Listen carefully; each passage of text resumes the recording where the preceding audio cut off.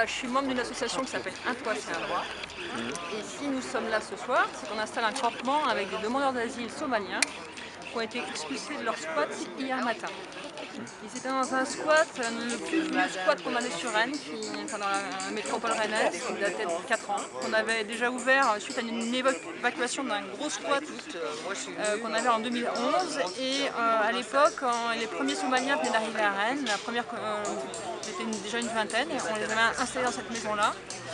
Et la plupart ont obtenu le statut de réfugié, mais à chaque fois que de nouveaux Somaliens arrivaient sur Rennes, ils remplaçaient ceux qui avaient obtenu des papiers et obtenu un logement.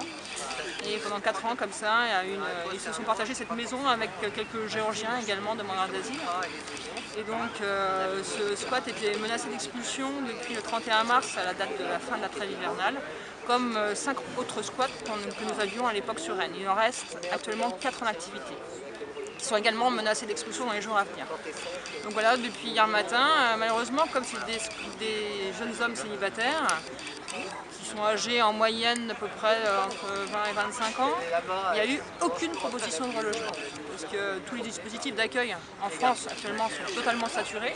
Donc pour avoir une place dans un dispositif d'accueil, il faut être avec des enfants en bas âge, et notamment le 115 qui répond aux gens sans solution d'hébergement.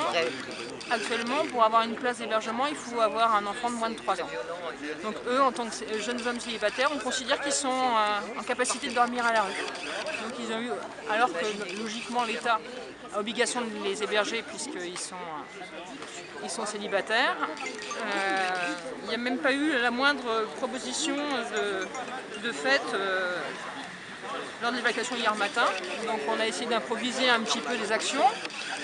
On les a accompagnés à la préfecture, puis place de la mairie, où on a fait un tas de matelas. Évidemment, aucun service de l'État n'a bougé. Donc hier soir, on a investi avec eux un lieu qui était déjà un squat occupé par des jeunes Français qui avaient abandonné ce lieu il y a quelques jours. Donc on l'a réoccupé hier soir, on a été à nouveau viré aujourd'hui.